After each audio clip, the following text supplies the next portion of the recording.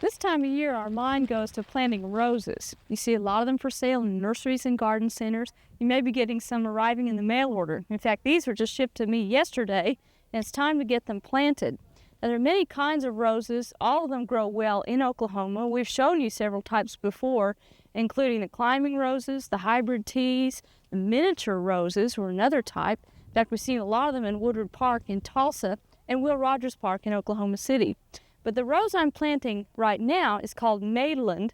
It's what's called a landscape rose, and it's a new kind that was just released this year, and it is free blooming throughout the summer, disease-free, should not require much spraying at all for black spot.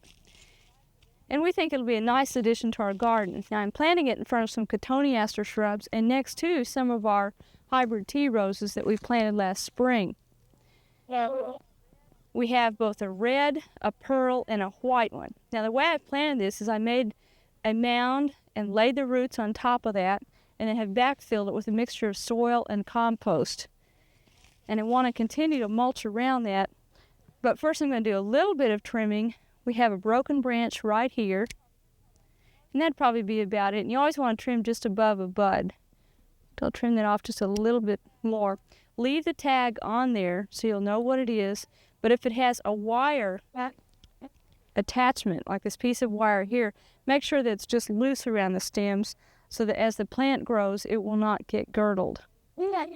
Anyway, we'll see how these do this summer. They're brand new in the industry, and I'll be anxious to see how they perform in still water.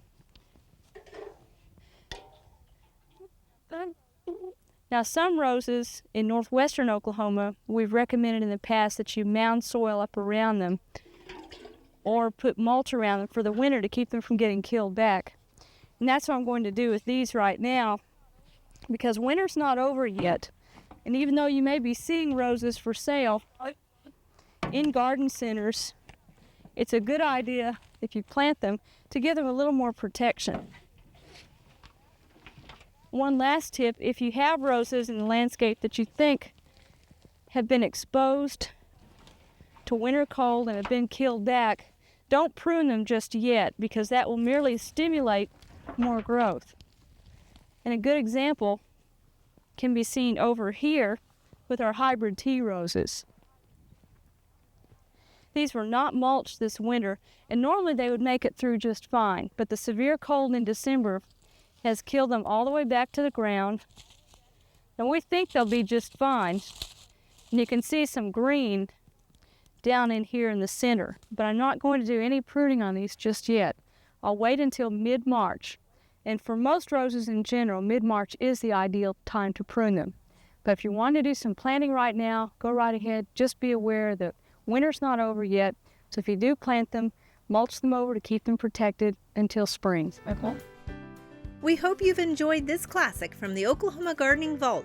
Remember, even though these tips and techniques are timeless, there's always something new to learn in the world of gardening. By subscribing to both Oklahoma Gardening and OK Gardening Classics, you'll have access to a wealth of gardening knowledge, both classic and contemporary.